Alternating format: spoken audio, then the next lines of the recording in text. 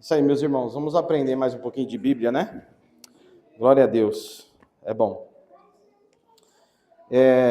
A gente precisa sempre buscar conhecer mais e mais o nosso Deus, mediante a palavra que Ele nos revelou, que é a Bíblia, né? Palavra de Deus, inspirada. E quanto mais a gente estuda, mais a gente aprende, mais a gente compreende. E isso é muito importante, meus irmãos e minhas irmãs. Bom, hoje a proposta é falar sobre Jesus e o tabernáculo. Já falando de um culto de Santa Ceia, que é muito importante. Então, nós vamos ler alguns textos durante a nossa exposição bíblica aqui.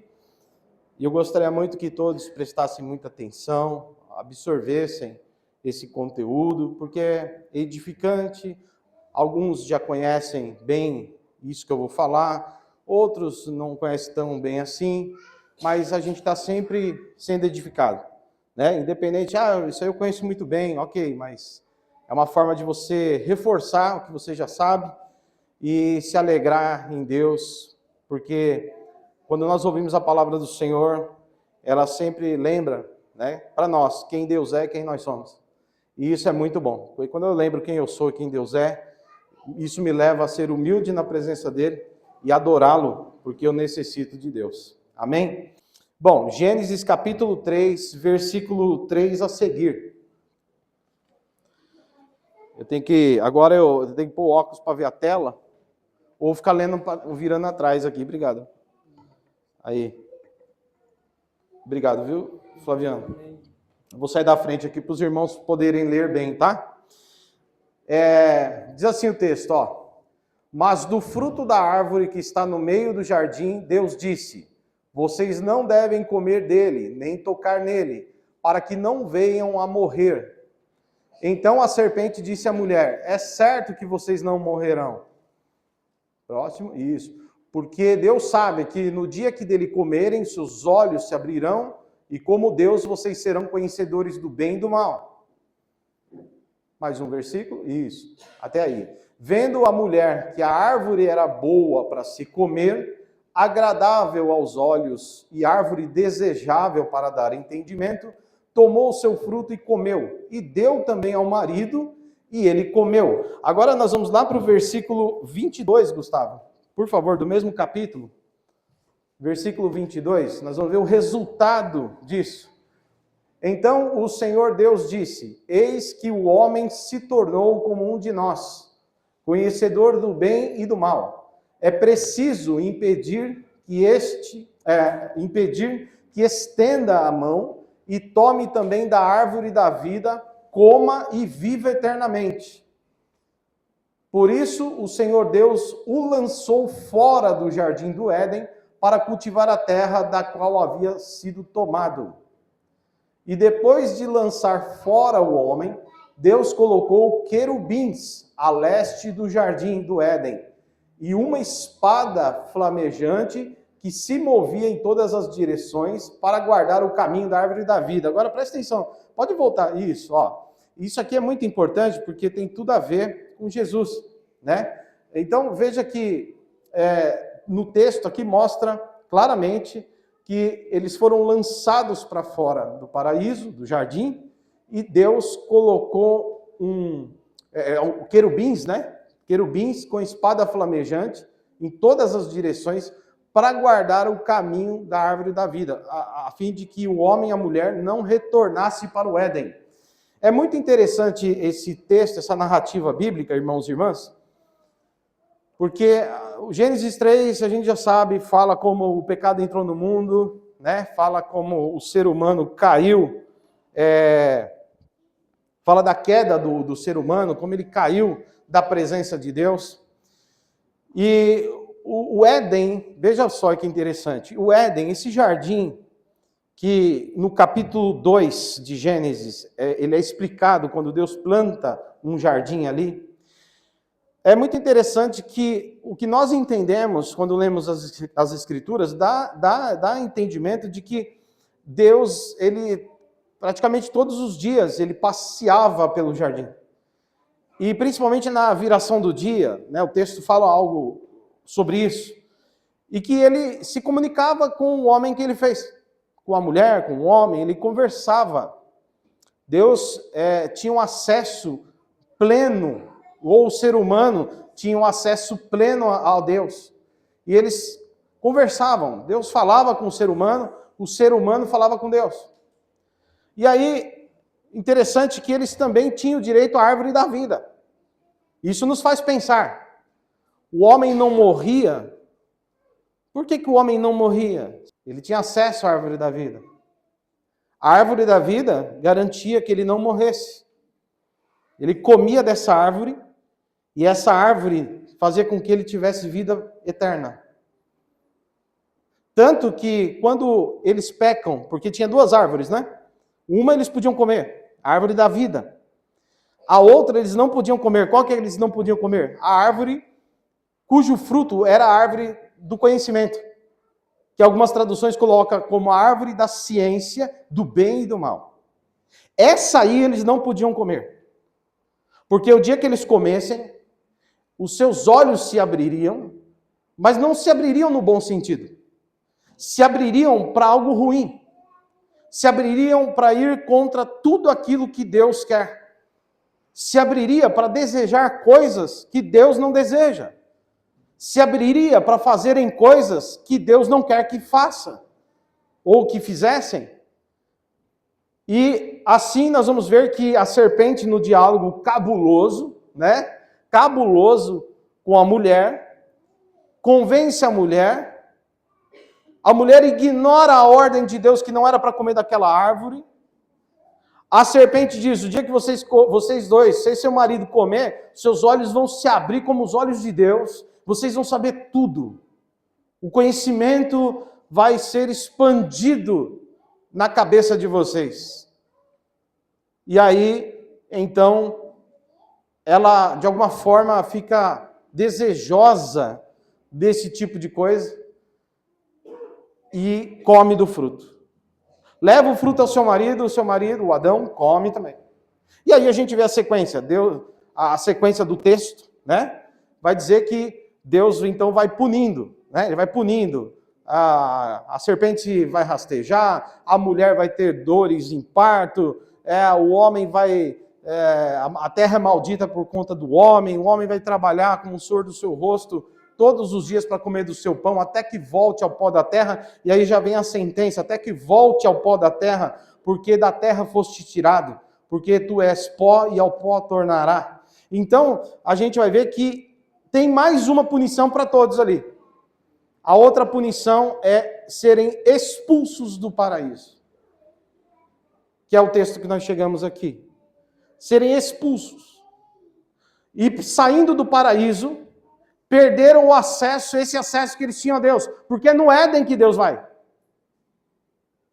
Deus está em toda parte. Deus está em todo lugar. Se você falar, pastor, e lá no meio de um ritual de bruxaria, Deus está lá? Sim, Deus está lá. Ele só não participa daquilo. Ele só não compactua com aquilo. Ele só não concorda com aquilo. Quando sem querer ou querendo, eu e você podemos estar pecando. Deus está lá na hora do pecado. Está vendo o pecado. Está vendo a desgraça. Não que ele compactua. Não que ele concorde. Não que ele aplauda. Mas dos olhos de Deus ninguém pode se esconder. Ele está em todos os lugares. Ele é o Senhor onipotente, onisciente e onipresente. Aonde quer que eu vá, aonde quer que você vá, lá estará também o nosso Deus. Não há como se esconder dele. Agora, ele não participa. Não quer dizer que ele participa. Por exemplo, agora, se algum lugar estiver fazendo agora um ritual macabro de bruxaria, feitiçaria, Deus está lá. Mas ele não compactua. Ele não está assentando, pelo contrário, ele está olhando e aquela ação vai trazer juízo sobre aqueles que o fazem. Mas olha só que interessante, ao mesmo tempo, nosso Deus está aqui. E ao contrário da reprovação, aleluia, nós fazemos um culto para a glória dele. Há uma aprovação de Deus nesta manhã. Amém? Há uma alegria no coração de Deus nesta manhã, porque aqui não é pregado palavras que exaltam os homens, mas aqui é a palavra verdadeira que exalta o próprio Deus. Amém, meus irmãos? E Deus, aonde tem a vontade de Deus, ali Deus se alegra, ali Deus abençoa. Deus abençoa. Seja abençoado, meu irmão, seja abençoada, minha irmã, em nome de Jesus. E aí é interessante que, apesar de Deus estar aqui, e Deus estar em qualquer lugar, ainda assim não é aquele estar do Éden. Ainda assim não é aquele estar no paraíso. Porque lá o negócio era muito diferente. Adão ouvia literalmente a voz de Deus, assim como você me escuta falando com você nessa pregação.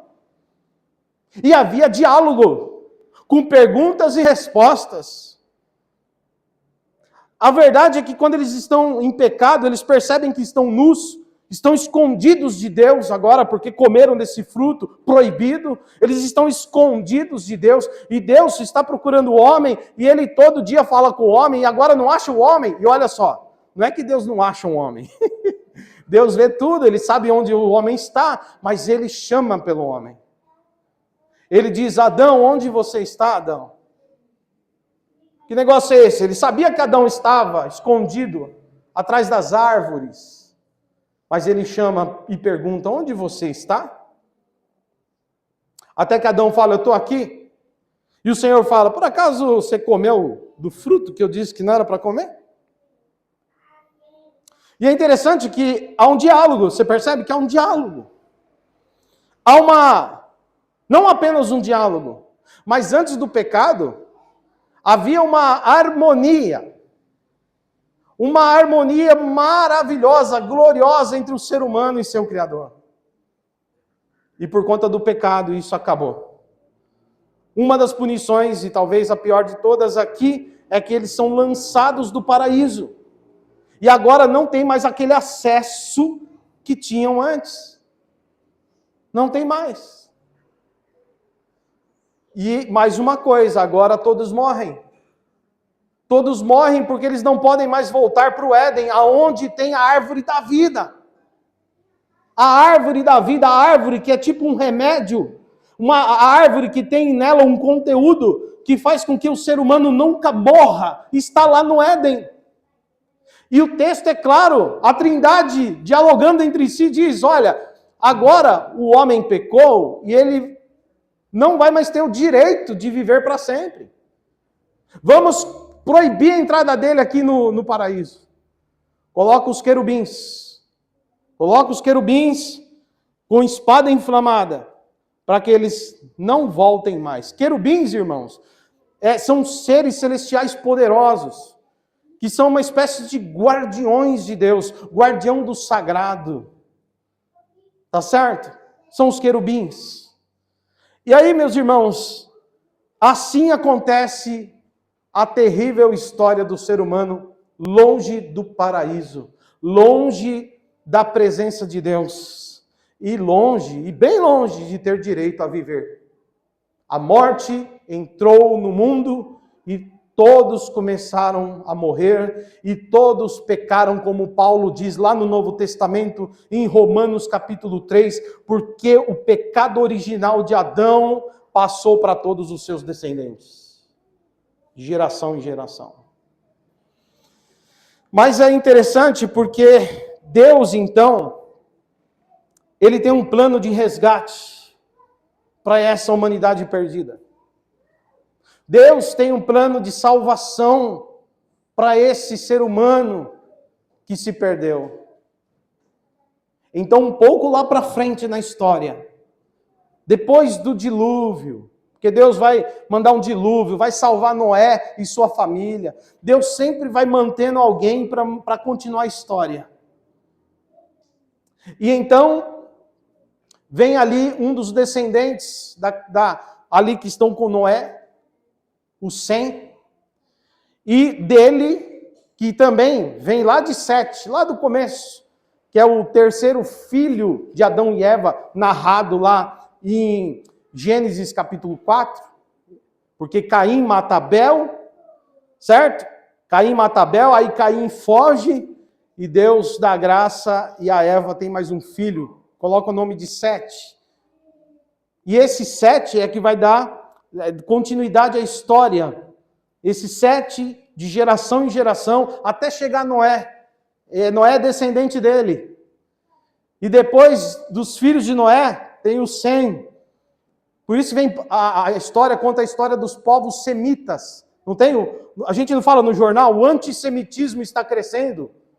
O antissemitismo, o ódio ao judeu, porque a palavra semita, povos semitas, tem a ver com os descendentes de Sem. Os descendentes de Sem formam o povo semita, o povo de Israel. Logo, quem odeia um judeu é um homem, uma mulher antissemita. E aí, meus irmãos, nós vamos ver que a história, ela vai se desenrolando e é dessa geração aí que vai aparecer o Abraão. Mas eles não estavam ligados a Deus. Abraão vivia no meio do povo idólatra. Sua família estava ligada ao politeísmo. E lá em Gênesis, no capítulo 12, a gente vê que Deus aparece a Abraão. Nós vemos aqui, domingo passado, o pastor Viota até falou aqui de Abraão e a promessa. E foi muito interessante o que ele disse, porque Abraão, ele tinha todas as riquezas. Ele tinha posses, ele só não tinha uma coisa, ele não tinha um filho. Da mulher legítima. Ele até teve outros filhos com escravas. E não foi só Ismael, não. Teve outros também. Mas só que com a mulher legítima, que antes era Sarai, depois tem o nome colocado como Sara. Abrão, que tem o nome transferido para Abraão, ele não tinha filho com Sara. Mas Deus dá promessa dizendo, do seu casamento legítimo, da sua legítima mulher, eu vou levantar uma nação. E já no capítulo 12, meus irmãos, eu acho muito interessante isso, porque já no capítulo 12 ele chama Abraão, ou Abrão, né? Vem, sai do meio da tua parentela e vai para uma cidade, um lugar uma terra, aliás, não é cidade, é terra, que eu vou mostrar. E eu te darei um herdeiro. E desse herdeiro, eu farei dessa sua herança uma grande geração de filhos que formarão uma grande nação. Estava falando de Israel, eu farei uma grande nação. E depois está falando da igreja. Primeiro de Israel, depois da igreja.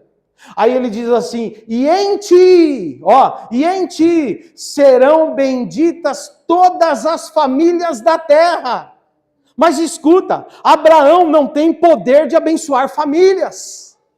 Abraão não tem poder de fazer com que todas as famílias da terra sejam abençoadas.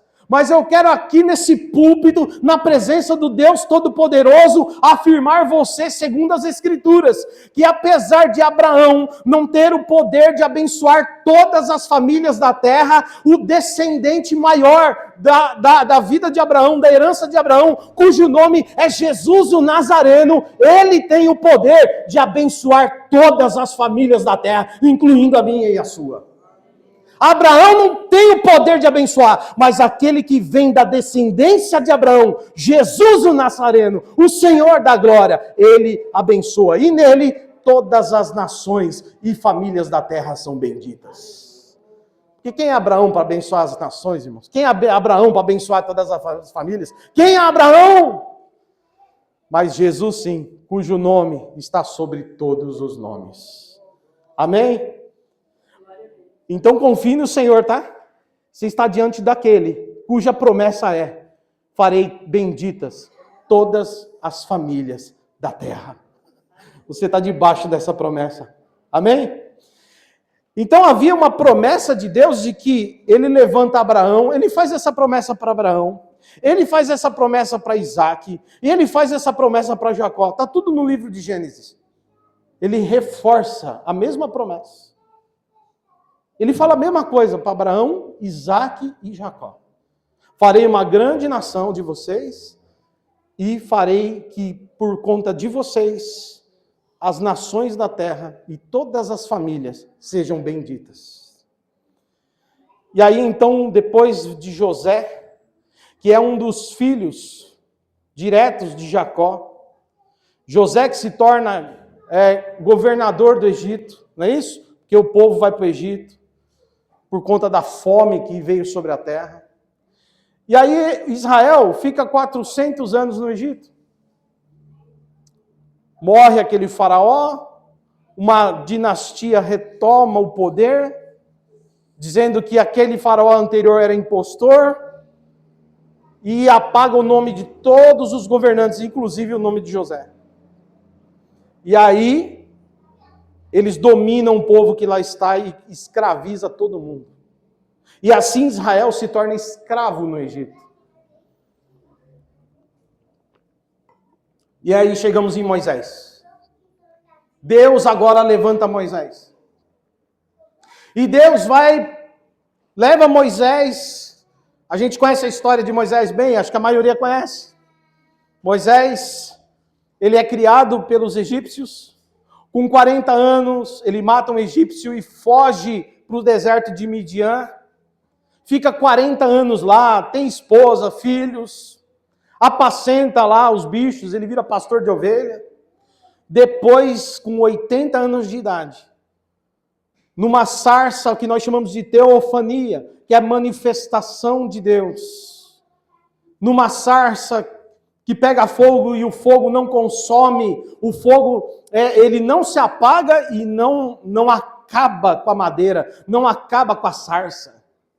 Moisés se aproxima, Deus fala, tira a sandália dos teus pés, porque você está agora em local santo. E aí Moisés fala, quem é o Senhor? E começa a ter aquele diálogo, porque Moisés mesmo nem sabe quem é Deus, apesar de ser descendente do povo hebreu, ele nem sabe quem é Deus. E começa então agora Deus começar um plano de resgate da humanidade em prática, colocar em prática. E aí, meus irmãos, ele vai mandar as pragas através de Moisés e Arão. Ele manda as pragas, castiga os deuses do Egito, castiga Faraó, até que morrem os primogênitos da casa dos egípcios. E ali a gente vai ver a Páscoa instituída, quando ele diz assim, eu vou tirar o meu povo agora aí do Egito, depois de 9 pragas, ele diz, eu vou mandar a 10ª, e a 10ª Faraó não vai suportar. Porque eu vou mandar o anjo da morte, ele vai matar, ele vai ceifar a vida, o destruidor, né? Ele fala, o destruidor vai ceifar a vida dos primogênitos, de todo filho mais velho. Porque o filho mais velho, irmãos, ele representa a autoridade na casa do pai. O filho mais velho é aquele, naqueles tempos bíblicos, que ele leva toda a herança, ele que vai comandar, é ele que vai assumir o lugar no trono. E então, meus irmãos, Deus fala, eu vou ferir os primogênitos.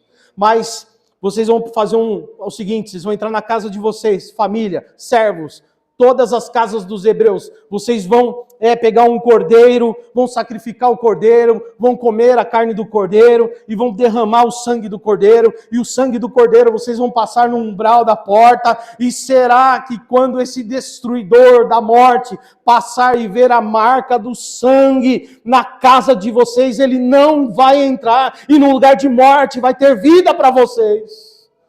Olha que coisa tremenda, o livramento. E sabe o que é interessante? Porque aqui já mostra Jesus. Nós vamos ceiar. Você percebe que Jesus ele não veio só no século I. A história de Jesus já está na eternidade. É o Cordeiro de Deus que foi morto antes da fundação do mundo. Aleluia. Deus não foi pego de surpresa com o pecado de Adão. Deus não foi pego de surpresa com a queda do ser humano. Ele já sabia que Adão iria cair. Ele já sabia que a Eva ia pecar. Mas lá na eternidade, Ele já tinha preparado o Cordeiro para nos dar salvação. Olha como Deus te ama. Deus te ama. Antes de você nascer, Ele já te amava. Antes de você estar nesse culto, Ele já te via. Ele te ama. E derramou sangue para que na minha casa e na sua casa haja vida no lugar de morte. E por isso vem a palavra peça, Páscoa para nós, que significa passagem. O anjo passou e não entrou. A morte passou e não entrou. festa que os judeus comemoram até hoje. E que para nós, conforme Paulo, lá no capítulo 5 da carta aos Coríntios, vai dizer que para nós, Cristo é o nosso Cordeiro Pascal. Amém? Mas olha só, meus irmãos, Deus então mata os primogênitos, tira Israel do Egito, leva o povo de Israel, os hebreus, para o deserto. E eles vão ficar 40 anos no deserto. E nesses 40 anos Deus vai dar leis para eles. E eles vão ter experiências com Deus. E serão provados por Deus. Mas é no deserto que agora chega a hora de construir o tabernáculo. E no tabernáculo, irmãos, tem algo profundo, tremendo. Que fala do futuro, da situação atual de Israel naquele tempo, mas mostrava também algo para o futuro. O que nós chamamos de tipologia, simbologia bíblica. E olha só que interessante.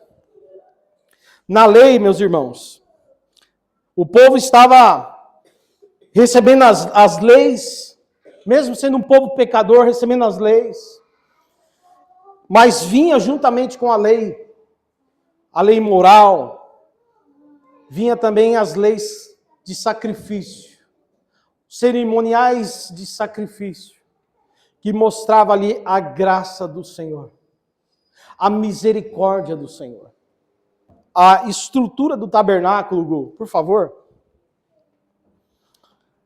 Isso, olha só. Isso aqui, tabernáculo, irmãos, é uma palavra que nós usamos, mas que no hebraico tem uma palavra cuja raiz significa habitação.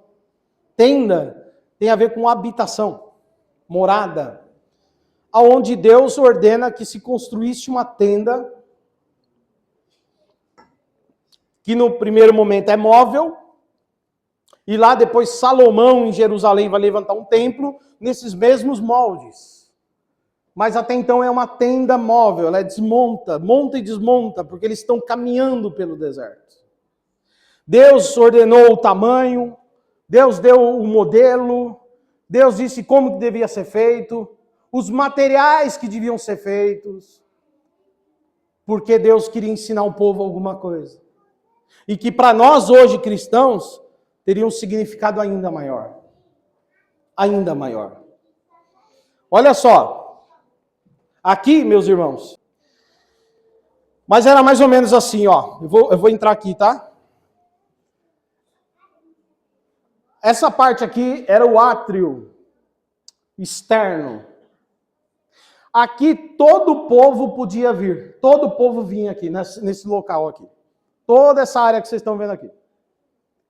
Aqui, ó, nesse quadrado é o altar do sacrifício. Por quê? Porque eram feitos sacrifícios a Deus. E tinham vários tipos de sacrifício. Mas o principal que a gente vê é no dia da expiação, quando há um sacrifício onde um animal é derramado o sangue dele e ele representa o pecador. Ou seja, alguém está morrendo no lugar do pecador. Porque a lei dizia que todo aquele que pecar morrerá. É o que o apóstolo Paulo falou no Novo Testamento, que o salário do pecado é a morte. Mas o dom gratuito de Deus é a vida em Jesus Cristo. Amém? Mas olha só. Então, para a pessoa não morrer, ela trazia um animal sem defeito, ele era examinado pelos sacerdotes e ele era sacrificado aqui. O sangue colocado numa vasilha. Aqui, nesse negocinho redondo que vocês estão vendo por aqui, ó, é o lugar onde os sacerdotes faziam a purificação, eles se lavavam ali, lavavam as mãos, se purificavam. Esse outro lugar aqui, que vocês estão vendo, esse outro quadrado, já não é todo mundo que entra. Esse lugar aqui só entram os sacerdotes. Só os sacerdotes entram aqui. E nesse lugar temos um castiçal de ouro com prata. Esse castiçal, meus irmãos, alguns chamam de candelabro. Ele tem 7 velas. Certo? Falando da perfeição de Deus. Falando dos 7 Espíritos de Deus. E tem também a mesa com os pães, 12 pães, representando ali as 12 tribos de Israel. E também tem o altar do incenso, onde o incenso é queimado ali, a fumaça sobe. E aqui dentro, nessa última sala, aqui dentro só o sumo sacerdote entra. Só o sumo sacerdote.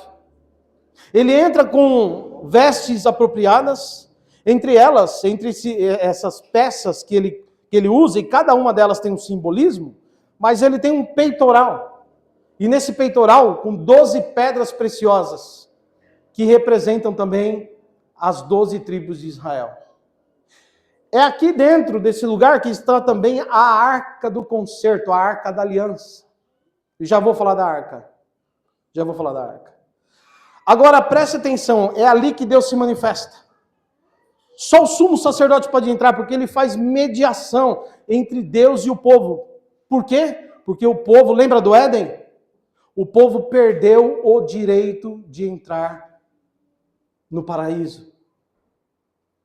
Aonde Deus vem, aonde Deus de fato se apresenta, o povo não pode mais entrar. É o paraíso, ali é o lugar onde Deus desce, como ele descia no Éden. E se alguém entrar lá, não sendo o sumo sacerdote, essa pessoa morre. Agora, você sabe o que é interessante? Olha só.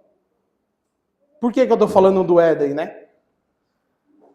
No livro de Êxodo, fala da confecção do tabernáculo. Da confecção. E aqui é chamado de lugar santíssimo, ou santo dos santos. Certo? Esse lugar aqui, ó. Beleza? Sabe o que tem na cortina do Santos dos Santos? Sabe o que tem desenhado na cortina, irmãos? Conforme o livro de Êxodo, querubins.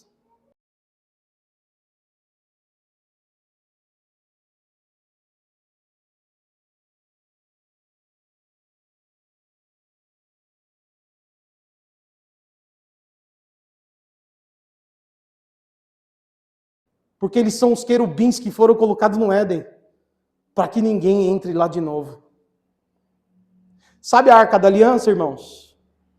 Tem imagem da Arca da Aliança aí, Gu? Coloca ela para nós. Tá vendo? Isso aí é uma caixa feita de ouro puro. Dentro dessa caixa é chamada de Arca do Concerto, Arca da Aliança. Dentro dela, irmãos, tem os 10 mandamentos, a lei, certo? Tem o maná que Deus deu para o povo no deserto. E tem o cajado de Arão que floresceu, para lembrar das promessas do Senhor. Mas sabe o que mais tem aqui? O que tem em cima da caixa? 2 querubins de asa. 2 querubins, irmãos, para lembrar que o ser humano normal não entra mais no Éden. Deus guardou esse caminho. Qualquer um que tocar aqui, qualquer um do povo que colocar a mão nessa arca, morre. O lugar santíssimo é o lugar que ninguém mais pode entrar, porque é ali onde Deus vem, como falava no tempo de Adão. Os irmãos estão compreendendo o que é isso aqui? Por isso tem os querubins no lugar, no véu, tem o querubim. E é outra coisa interessante, volta um pouquinho para a estrutura, Gustavo, para a estrutura isso. Olha que interessante. Também tem uma simbologia muito interessante aqui. Qual que é a simbologia? Esse lugar onde todo mundo está, todo o material onde você lava a mão, por exemplo, o metal é bronze, irmãos. É bronze. Isso está no livro de Êxodo. Vai alguns capítulos, né? Capítulo 25 ao 27, por exemplo, você vê como isso aqui é feito. Livro de Êxodo. E aí a gente vai ver que o material é bronze, irmãos. No látrio externo, o material é bronze. Mas quando você entra aqui dentro, o material é ouro e prata. No lugar santo, onde os sacerdotes entram. Ouro e prata. Mas quando você vai para o lugar santíssimo, Santo dos Santos, é totalmente revestido com ouro puro. Só ouro, irmãos. Sabe o que o tabernáculo te mostra? Que quanto mais perto a presença de Deus é, mais preciosa é. E os homens abriram mão dessa preciosidade por uma maçã proibida no Éden. Perderam acesso àquilo que era precioso. E agora eles precisam que pelo menos uma vez por ano, chamado no dia da expiação, o sumo sacerdote vá lá, faça sacrifício por ele mesmo, pela sua família, como foi ordenado a Arão. Isso está escrito em Levítico, capítulo 16. Ele tem que ir lá fazer sacrifício por ele mesmo, por sua família. E depois fazer intercessão pelo povo inteiro. Está entendendo, irmãos? O povo podia acessar Deus, mas o povo perdeu o acesso a Deus. Agora, eu acho maravilhoso que aqui também tem um detalhe, tá? Tem um detalhe. Sacrifício, água para limpar, para purificar. Lá dentro, castiçal de ouro para iluminar o local, porque não tem janela. Luz no lugar. Depois, a mesa dos pães, onde os sacerdotes se alimentam. Depois, o incensário, aonde o incenso é queimado, e isso simboliza a oração que sobe a Deus. Oração agradável a Deus. O incenso significa oração. E lá dentro do lugar santíssimo, Santo dos Santos, a Arca da Aliança, aonde fala que Deus tem uma aliança com Abraão e com o seu povo. Aleluia. E fala também que é ali que Deus se manifesta, para dar resposta ao povo quando o sumo sacerdote entra lá. Irmãos, isso nos mostra que Deus, pelo sacrifício, salva o seu povo. Nos mostra que pela água Deus purifica o seu povo. Nos mostra que pelos pães Deus ainda alimenta o seu povo. Nos mostra que pelo castiçal de ouro que lá está, Deus ainda ilumina o caminho do seu povo, tirando o seu povo das trevas. Nos mostra que no altar do incensário, Deus ainda recebe a oração do seu povo. E lá no lugar santíssimo mostra que Deus ainda se revela ao seu povo. Você percebe isso? Mas não ao povo todo direto, mas por um mediador. Um mediador. Agora entra Jesus. Eu podia ler aqui os textos, mas vai ficar extenso, irmãos. Então eu estou citando para os irmãos. Eu vou citando para os irmãos. E agora, nós vamos chegar, irmãos, em Jesus. Depois, se você quiser ler melhor, coloca outra imagem do tabernáculo, Gustavo. Por favor. Aí o tabernáculo, tá vendo, irmãos? Ó, eu estava falando aqui, né? Aqui, ó. O altar para o sacrifício, a pia, né, para se lavar, a bacia para se lavar. Aí entra na tenda. Aqui todo mundo fica. Aqui tem a tenda com 2 espaços. No primeiro espaço, os sacerdotes entram. E lá no lugar santíssimo, o último espaço, onde tem a cortina com a imagem dos querubins nela, só o sumo sacerdote entra. Só o sumo sacerdote. Porque ali é o Éden. É o lugar que eles foram proibidos de retornar. Agora, irmãos, eu louvo a Deus. Aleluia. Eu louvo a Deus porque essa parte do véu, onde tem os querubins bordados, você pode ler mais claramente em Êxodo, capítulo 26, versículos 31 ao 33. Fala com detalhes os querubins na cortina. Agora eu louvo a Deus, irmãos. Por quê? Porque o livro de Hebreus é claro, mostrando que todas aquelas coisas apontavam para o futuro. Sendo o Antigo Testamento apenas a sombra, aleluia, apenas a sombra daquilo que é perfeito e real. Olha só, nós estamos agora diante daquele que é perfeito e real. Jesus Cristo. Porque, na verdade, os israelitas não sabiam. Eles não tinham essa compreensão do que é que estava acontecendo. Apenas eles tinham entendimento que diante de Deus, um Deus santo, ninguém pode ficar com os seus pecados. Eles entendiam que o animal morria no lugar deles. Eles entendiam que esse animal não podia ser qualquer coisa. Tinha que ser um animal puro, um animal sem defeito. Não podia ser de qualquer jeito. Tinha um preço a ser pago.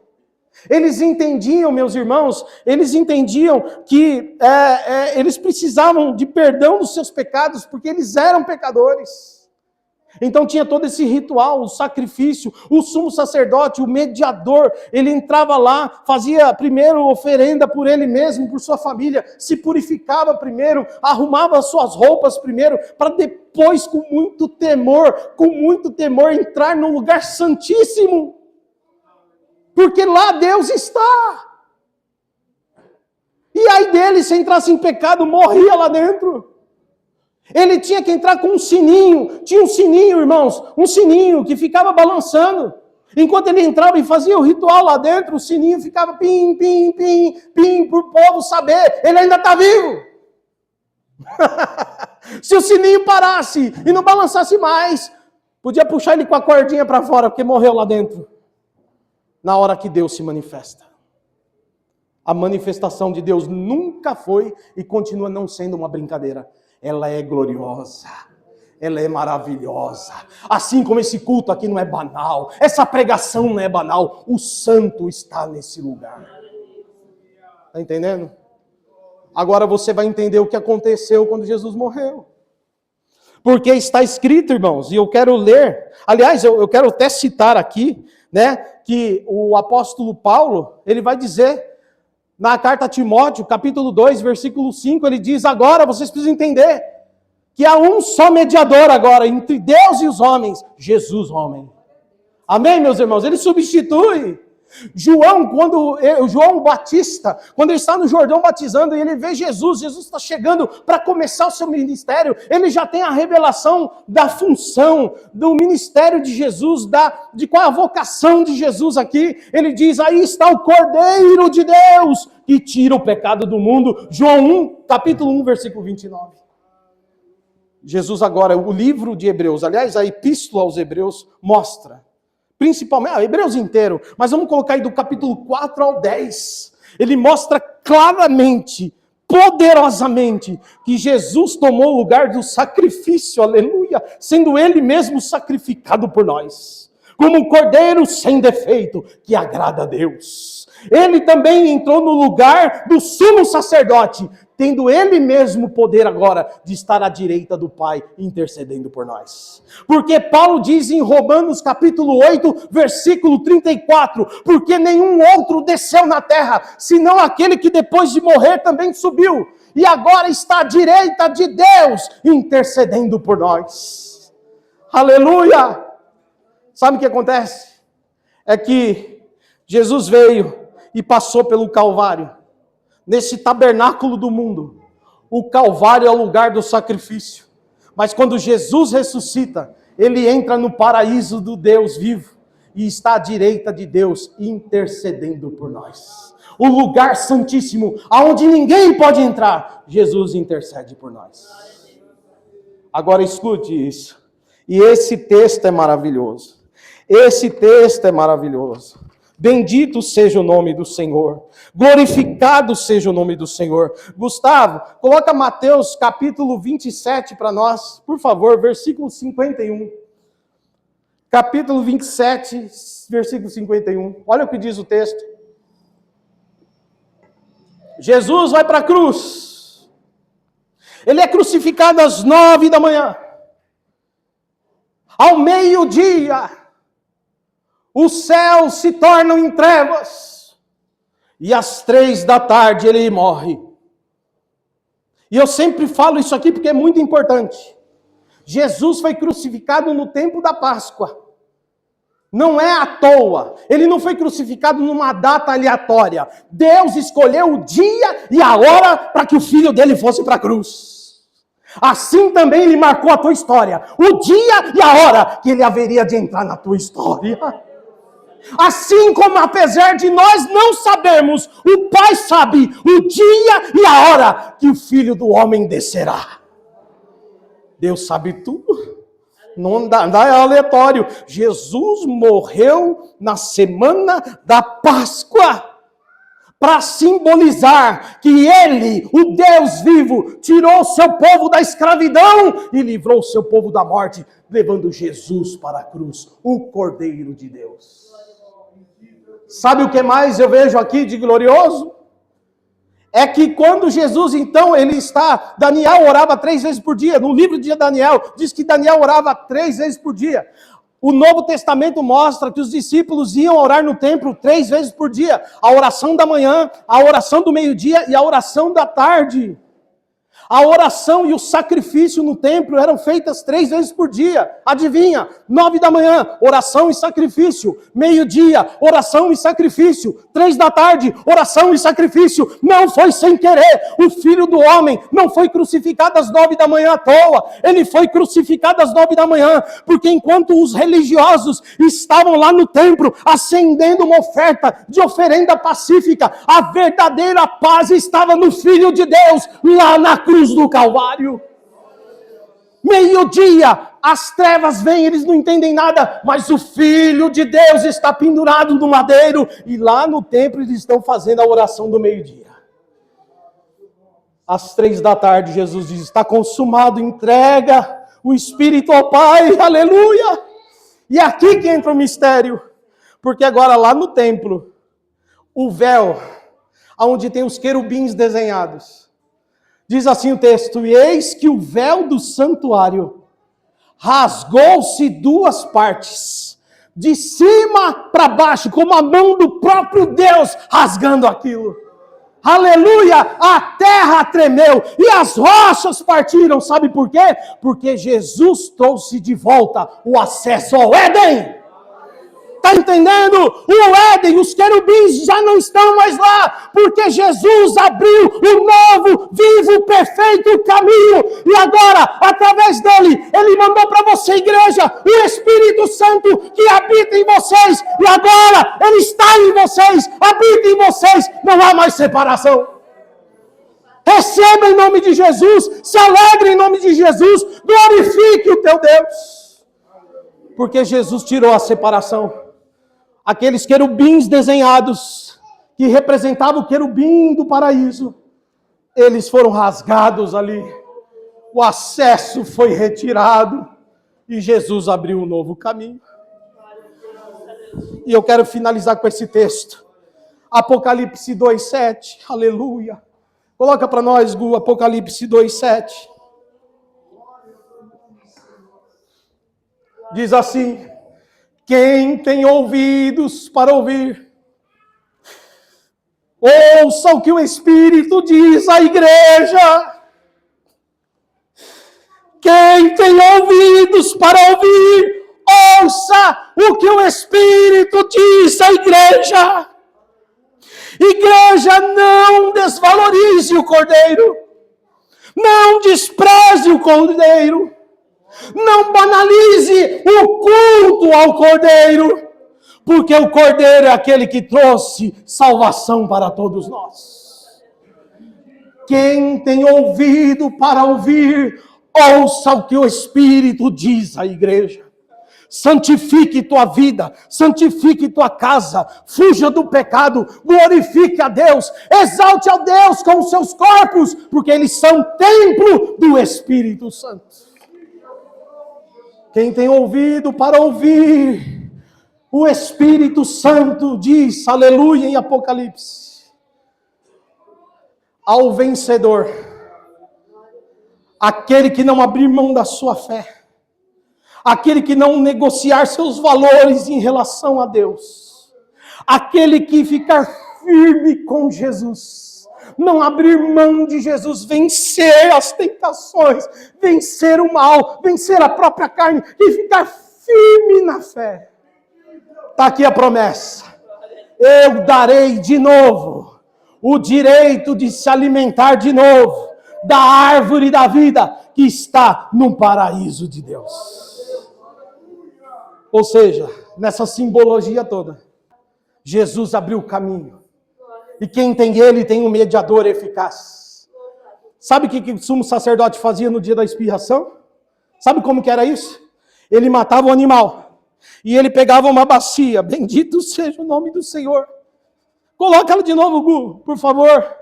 A imagem da Arca da Aliança. Olha como era feito no Antigo Testamento. Aí estava a Arca da Aliança. E dentro da arca tinha a lei. E a lei, irmãos, pela lei, o homem que não cumpre morre. O homem que não cumpre a lei morre. A aliança de Deus consiste em seguir seus mandamentos. Mas o homem tropeça.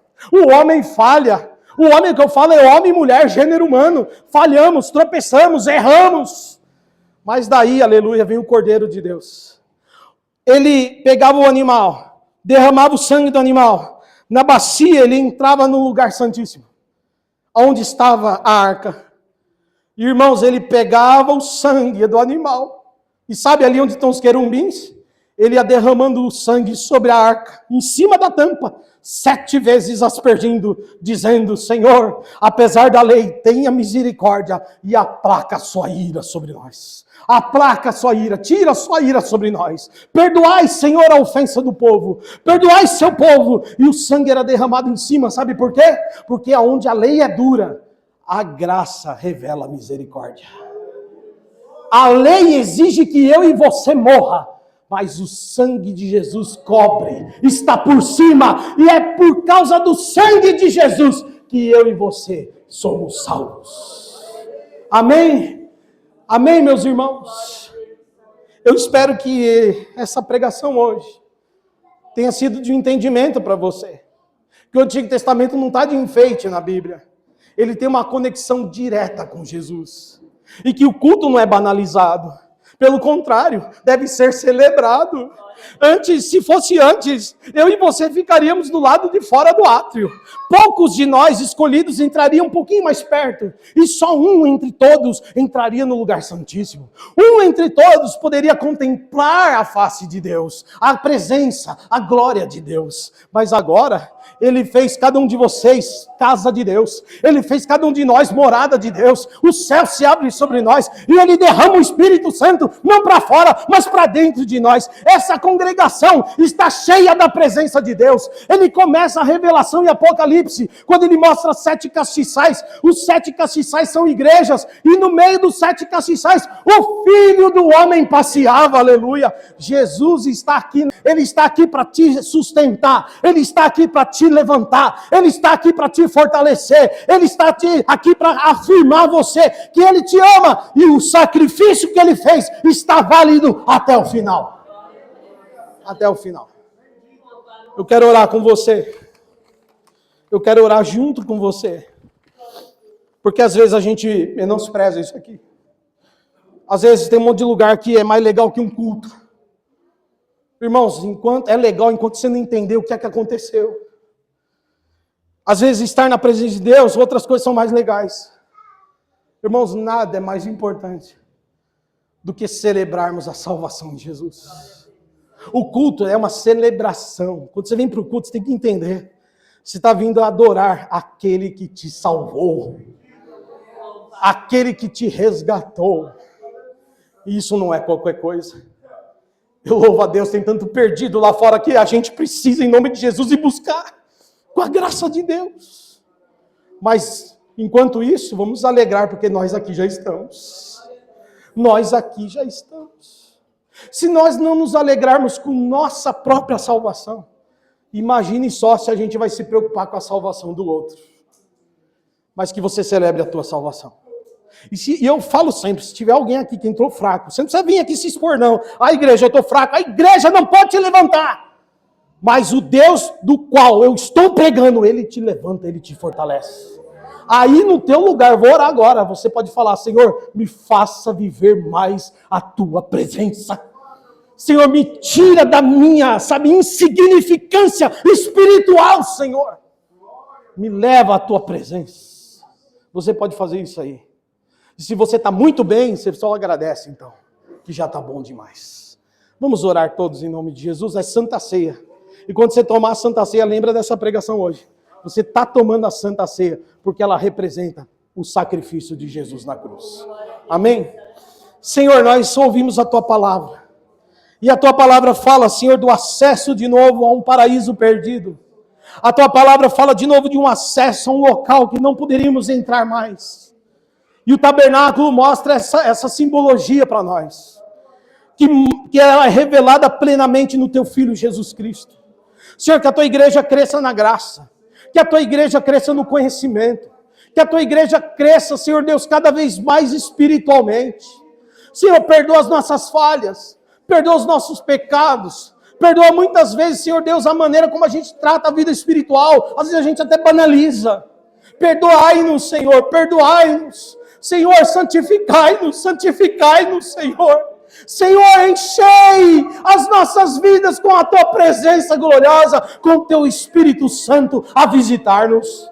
Senhor, meu Deus, fortalece. Senhor, renova os corações. Senhor, coloca os Teus filhos em pé. Senhor, meu Deus, dá força para vencer pecado. Dá força para vencer o mal, Senhor. Pai, em nome de Jesus, visita os corações, quebranta os corações e haja uma sensação de agradecimento, de gratidão nos corações nesta manhã. Em nome de Jesus, somos gratos, Senhor. Por isso o Senhor merece um culto, por isso o Senhor merece adoração. E eu peço que o Senhor sempre receba a adoração da Tua igreja. Todas as vezes que o Teu povo se reunir, Senhor, publicamente para dizer que o Senhor é Deus, eu peço que o Senhor receba a adoração desse povo, que chama pelo nome santo de Jesus. Pai, em nome de Jesus, aqueles que querem se arrepender, recebe agora, Senhor, esse perdão, esse pedido de perdão. Olhai para um coração arrependido nesta manhã. Olhai para um coração cheio de pecado que quer largar nesta manhã. Estende as Tuas mãos. Senhor, fortalece a Tua igreja, santifica a Tua igreja. E prepara-nos, ó Pai, para a Tua segunda vinda. Prepara-nos, ó Pai, para o dia da Tua vinda, o dia do juízo. Preparai-nos, Senhor. Preparai-nos, Senhor. Em nome de Jesus. Assim eu oro, Senhor Deus, juntamente com a Tua igreja, com o Teu povo, mediante a palavra que nós ouvimos, para a Tua glória. Amém, Jesus. Amém, meus irmãos. Deus abençoe em nome de Jesus. Vamos ceiar nesta manhã? Foi na cruz, onde um dia eu vi meu pecado castigado em Jesus. Foi ali pela fé que os olhos abri e agora me alegro em Sua luz.